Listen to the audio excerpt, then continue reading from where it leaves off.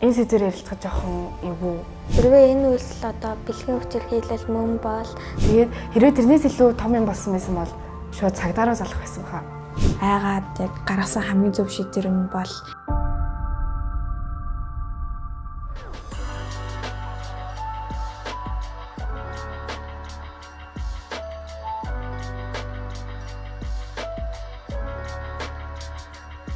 Танай охины хамгийн итгэдэг хүн хэн бэ?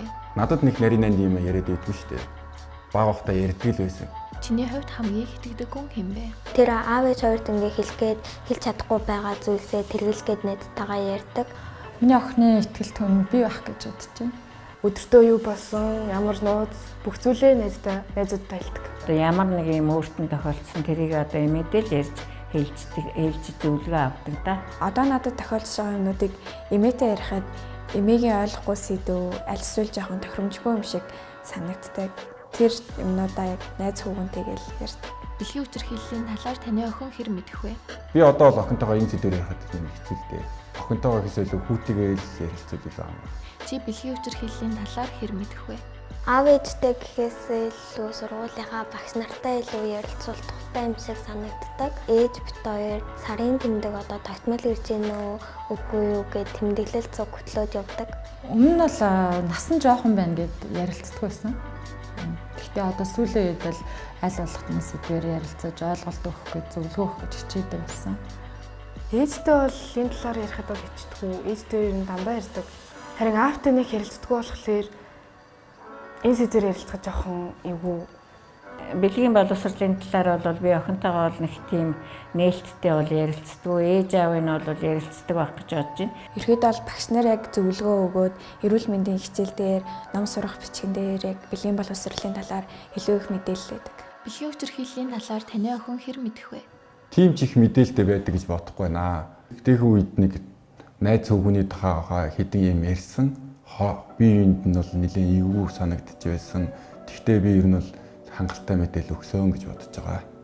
Чи бэлгийн хүчирхийллийн талаар хэр мэдэх вэ? Энэ талаар зөвлөгөө өгөхдөө яг ганцаараа явж агаад айвал шууд залгаж агаарэ. Тэгээд ер нь бол харанхуй болсон гэрэлтэй гудамжаар явж агаарэ. Танихгүй хүнтэй цуг явж болохгүй шүү гэдэг. Тэгээд түүнээс бол энэ сэдвийн талаар ярьж байгаагүй. Тэгтээ яг нарийн ширээ асуудал өдөр болгон тогтмол ярилцаад байж чаддаггүй. Хувьдаа бол тэр талаар бол бас гайгүй мэднэ. Гэхдээ ээжтэй ингээд дэлгэрэнгүй ярилцдаг. Аав ингээд сүүлийн үед наттай ярих гээд байдаг гэсэн мөлий. Тэгэхээр тэр үед жоохон ярихаа жоохон эвгүй ч гэсэн дараануудаа амар хөөрхөн санагддаг. За энэ талаар бол би охиноо бол ямар нэг байдлаар мэдлэгтэй гэж бодож байна. Би бол хүүхдээ бол шөнө орой битээ гараараа танихгүй хүнтэй битээ уулзаарай гэдэг ийг бол бас байнга сануулж идэг. Эмээтэй бол энэ талаар нэг тогтмол ярьдаг юм аа. Эмээл хаяа нэг миний охин найз хүүгэнтэй болох болоогүй шүү л гэдэг. Тэгээд энийг нь би ойлгохдоо бол надад зөвөр санаа тавьж байгаа юм болов гэж боддог. Хэрв таны охин бэлгийн хүчирхийллийн ямар нэгэн кейс тохиолдвол танд хэлнэ гэж бодож байна уу? Жижиг байна уу, том байна уу, ямар нэгэн асуудал гарах юм бол ер нь бидэнд яаж игээл мэдэгддэг. Хэрв чамд бэлгийн хүчирхийллийн ямар нэгэн кейс тохиолдвол чи хэнд хэлэх вэ? Хэрвээ энэ үйлс одоо бэлгийн хүчирхийлэл мөн бол ингээд манай ангийн хүүгүүд ч юм уу өөр ангийн хүүгүүд яг явж байхад ингээд юпгны хормоос өхөд идэг. Гэтэ энэ үйлсээ бол би найздаа л хэлдэг. Түүнээс бол гэр бүлийнхандаа хэлдэггүй. Ямар нэгэн ноцтой асуудал болох юм бол надад шууд хэлнэ гэж бодож байна. Манай хичээл нь оройд тараад такси суугаа явж ирсэн.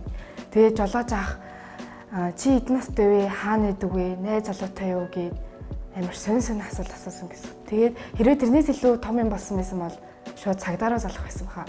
Хэрвээ тохиолдох юм бол миний охин бол эмээдээ бол хэлнэ. Тэгээд найзад нь хэрвээ тохиолдсон байх юм бол хэлэхгүй байж болно. Хэлэхгүй бах. Хэрвээ тохиолдлоо гэж бодох юм бол ээж аавтай ярилцаад зохих шатны байгууллагт бол бид нэр хандана да. Нэг орой яг дэлгүүрээс гараад явж байхад нэг машинтай ах араас ирээд шүглдээд сигналтаад хүү охин хажууд суучгалтай гэд тэгжсэн. Тэгээд манай гэр дэлгүүр хоёр нэг жоохон хол байдаг болохоор тухайн үед яг айгаад яг гаргасан хамгийн зөв шийдвэр нь бол дэлгүүр дотор ороод тэр машиныг авахыг хүлээх байсан. Тэгээд гэртээ очиод яг эмээдээ олын талаар хэлээгүй ч гэсэн багштаа тэгээд бас найздаа хэлэх зүг юм болов уу гэж бодоод багштаа хэлчихсэн.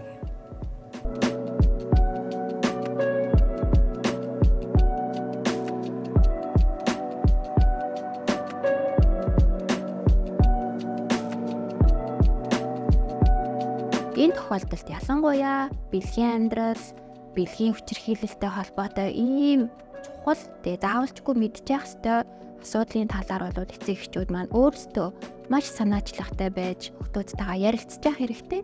Тэгээд визоны төгсгөл маань ялангуяа бэлгийн амьдралтай холбоотой, бэлгийн хүчирхийлэлтэй холбоотой энэ эмзэг сэдвээр бас ярилцахад тийм ч амархан биш сэдвээр яаж охидтойгоо өсвөр насны хүүхэдтэйгээ ярилцаж болох вэ гэдэг бас товчхон зөвлөмжийг хүргэж байгаа. Тэгэхээр эцэг эхчүүд маань өсвөр насны хүүхэдтэйгээ харилцахдаа бас анхаарал үзээсэй гэж хүсэж байна.